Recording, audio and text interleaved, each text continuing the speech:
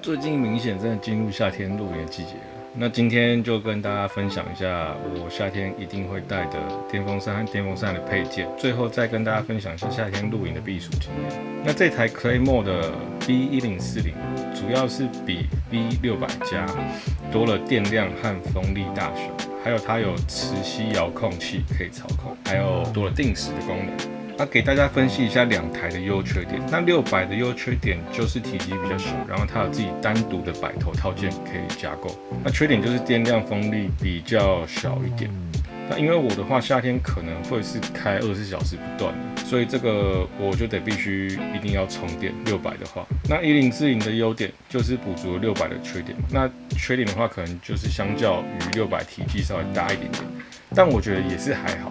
不会到很难收，就是它大概等于是一个小汤锅、泡面锅的大小，所以我是觉得还好。那这个风力就很够，我一般都开到第2段而已，它总共有4段风力。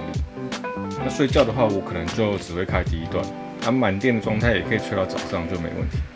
你最大风力第4段的话可以吹7小时，最小风力是23小时。最大风力真的超强哦，那个是真的会冷的那种。买这个大小，除了风力以外，电量其实是我比较主要考虑的因素啦。因为电风扇如果边吹边充的话，可能会被电线或延长线的位置给限制住。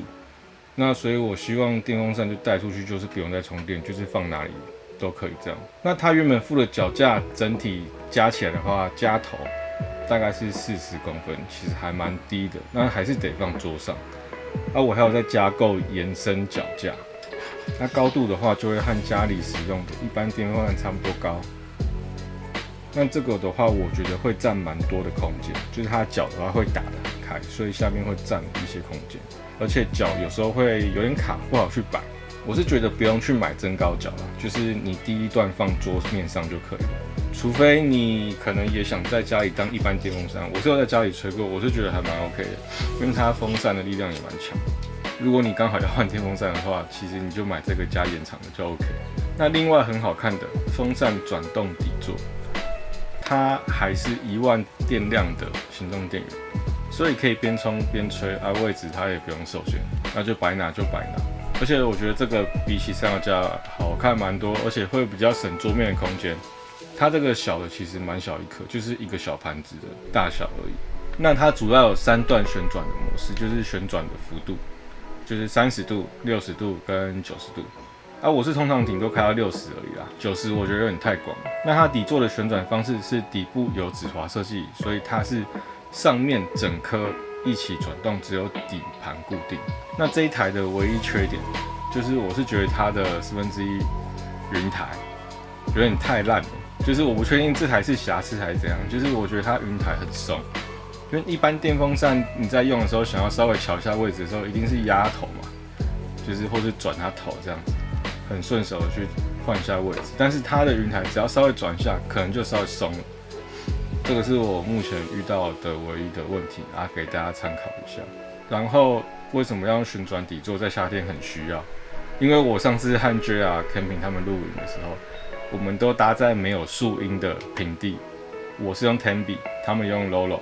纱窗透气的面积应该是 Lolo 会比 Tenby 多很多才对，而且 Tenby 比较低，所以照理来说应该会更闷才对。他也跟我用同一台电风扇，但他没有用旋转底座。那我这个旋转底座就会有点像是室内循环扇的功能，就是帮热气排出会比较顺，就不会再都积在顶部，很像蒸汽锅一样。然后去他们帐篷的时候，就体感上明显有差异。他们来的时候也觉得我这边比较凉，但是我觉得也不一定要用这个组合。如果你有循环扇能带出去的电风扇，也是可以试试看。但我觉得风力还是要有一定的强度，至少吹起来是要有感的。那就幕后闲聊一下，我跟大家讲一下我夏天会选哪些地方露营，然后会用什么样的装备。先说营地好了，北部的话，我还是最推熊老大。因为夏天可能大家会想去高海拔，但我觉得高海拔的话，通常都没有树林，只有晚上凉。那白天的话，其实还是很晒，早上一定是会被晒起来。然后熊老大它就是旁边有溪，而且去那边一次，夏天的时候你就会感觉明显，它那边真的是很凉很舒服。那时候我夏天去的时候，就是第一次去有吓到，就是那边也是夏天可以露得很舒服的营区之一。那其他如果你们有觉得不错的地方的话，也可以在下面留言，然后推荐给其他人。那中部的话，就是南投的水秀农场，它都是完全的森林区，你就是几乎照不到太阳，它的树都超高。但是那边有一个缺点，就是苍蝇蛮多的，夏天这个我就有点受不了，因为苍蝇有时候会比蚊子还麻烦，因为苍蝇是赶不走，而且就会在那边，它会直接飞到你的脸上或身上这样。那在夏天我一定会带的另外一个东西就是制冰机。它目前是用之前山水银色的那台比较小的制冰机，就还 OK， 用了1年多，只有故障一次，因为我是放在太阳下直晒了一整天，可能是因为这样吧，然后就可能热宕机之类的。后来回家用就好了。然后再来帐篷跟天幕的部分，我觉得如果是去平地太阳直晒的营区的话，夏天还是很建议大家使用科技棉的帐篷，或是至少有个科技棉的天幕。真的遮阴会差很多。第一次去金达路的时候，那个时候才刚开，然后那时候是跟皮卡一起去，我是搭一个科技棉的军幕，然后那边是很直晒的，那边完全没有遮阴，大家应该都知道。然后我睡到早上9点10点，然后这是夏天第一次使用 Tembi 的时候，我还是觉得它就算透气窗这么多，还是很热。就是上面那个顶部还是聚集很多热气的感觉，除非你要使用循环扇，这样子会好一点。但是我觉得跟科技棉还是差很多。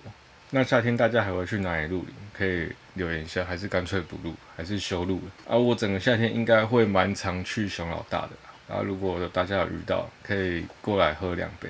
这次单品分享到这边，感谢观看，我们下次再见，拜拜。